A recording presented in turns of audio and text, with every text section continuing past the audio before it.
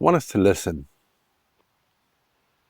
There's a particular kind of silence that follows loss. Not an empty silence, but a silence that's full of everything that should still be there. This is where that silence began for families here in Aberfan. On October the 21st, 1966, a Friday morning in the Welsh Valleys, kids were coming back to school after half term had finished. Kids were back in their desks at Pantlas Junior School. They were singing the last notes of assembly, and they were singing all things bright and beautiful. And as they were bringing that song to a close, that very moment, the mountain above them moved. You see, above the village stood tip number 7. It was a mountain of coal waste. It was built without proper care. It was sitting over a hidden spring, and days of heavy rain had turned it into a black river of sludge with nowhere to go.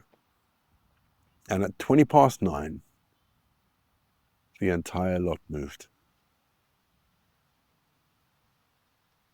It slid down the mountain, and in minutes it had swallowed the school and the houses beside the school.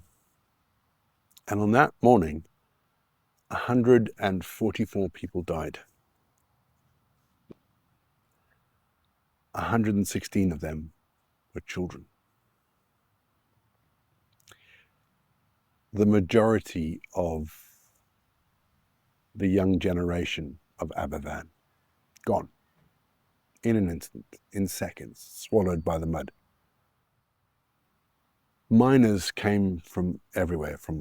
They came running from the colliery. We had people come up from Cardiff, still in their work clothes, digging with bare hands, trying to pull little bodies out from the wreckage.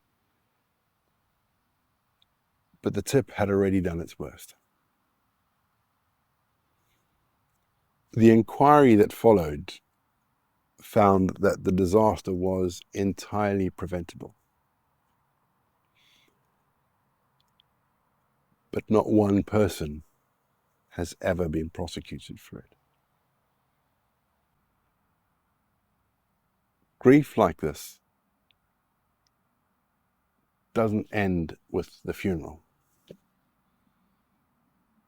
It settles into a place, into empty pegs by a classroom, into a register no one could bear to close, into a silence where children's voices used to be.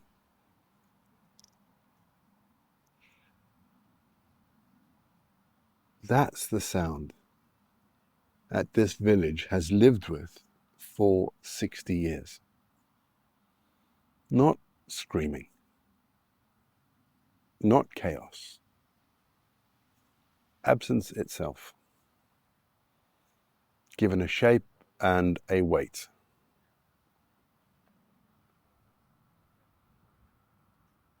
Perhaps that's true of every grief that we experience, every grief we carry. Not the moment of loss, but everything after. The quiet where a voice should be, the space at the table, the silence that follows us.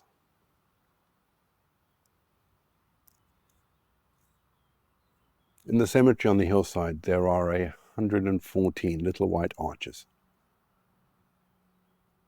The children that died in the Aberfan disaster. That day is forever etched into the memory of South Wales, particularly here in the valleys. And as I sit here in the memorial garden at Aberfan, I'm struck by the silence. I'm struck by the peace that comes. But there's a sadness here. Sadness of silence not filled with laughing children, not filled with teachers telling Johnny to be quiet. There's just a peace and a silence.